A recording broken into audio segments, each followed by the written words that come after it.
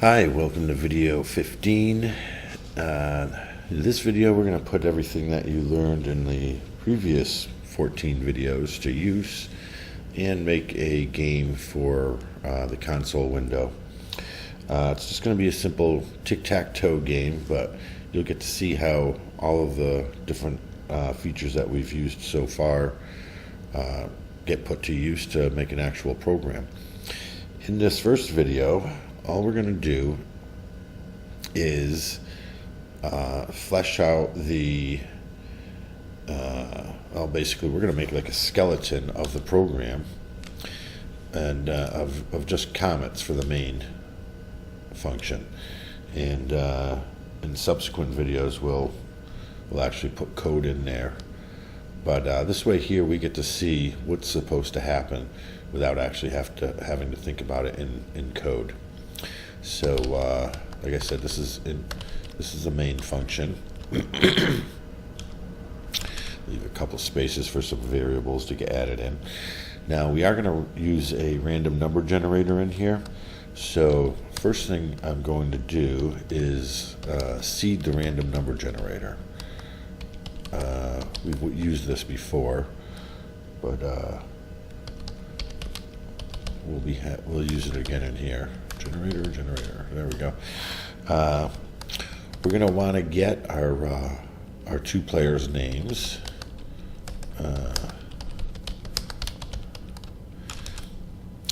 And then we're going to flip a coin, so to say, to see which player goes first. Flipping a coin in programming is really just a random number generator, but we'll try to make it look a little bit cool anyways. We're going to display the winner of coin toss, and then we're going to start our main loop. The main loop is going to basically be a "do you want to play again" at the end of each game, and that's going to be our standard while loop. So at the now they're going to break out of this loop if they say no, I don't want to play again. But that means it's the end of a game. So the first thing we're going to do, because it's really at each time you start this loop means it's the start of a new game. So we're going to have to reset, because it's the start of a new game. We're going to have to reset some game variables that you need to have at the beginning of the game. Like, we don't want a board filled with X's and O's, so we'll need to reset that. Then we're also going to once we reset those variables, we'll start the game loop.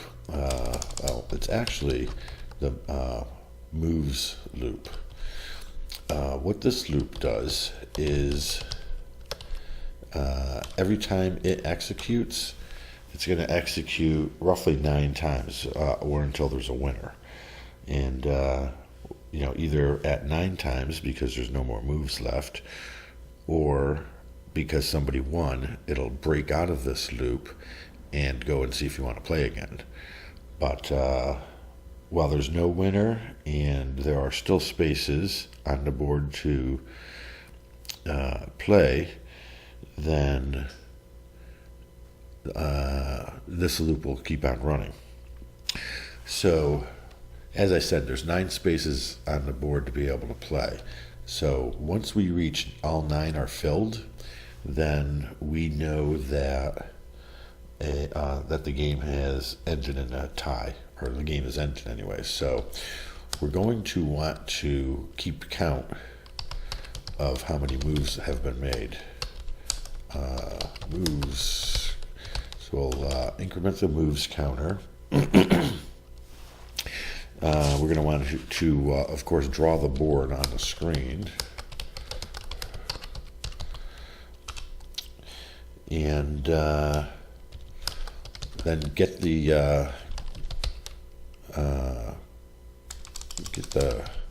current player's choice of moves. And once the player's made a move, we're going to check to see if that move won the game. Now, if they did win the game, it's going to break out of this loop, and then we'll end the game. If they didn't win the game on that move, then we're going to check to see if there are any more moves available. Like I said, there's only 9 possible moves in the whole game, so once they've used up 9, it'll have to break out of the loop as a tie. Moves available. So if our program has made it down this far without breaking out of the loop, that means that there is no winner and there are still moves available. So now we're going to want to swap which player is making a move. Let's spell that right. And loop again. So they'll swap, and then that's the end of the loop right there. So that's all that happens on each turn. Now, when you break out of that loop, one of 2 conditions have happened. Either a player won, or they ran out of moves and it's a tie. So we have to first make a decision.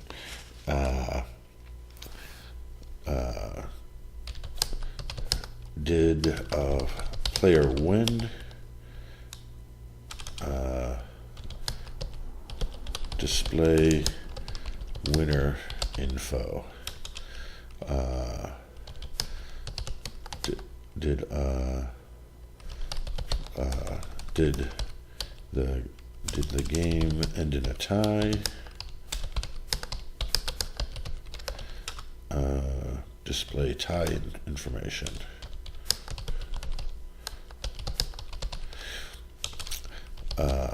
And then lastly, prompt to see if they want to play again. And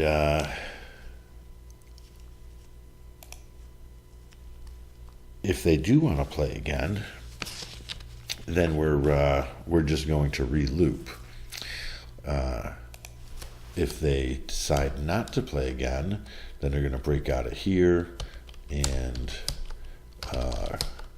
close up console window. So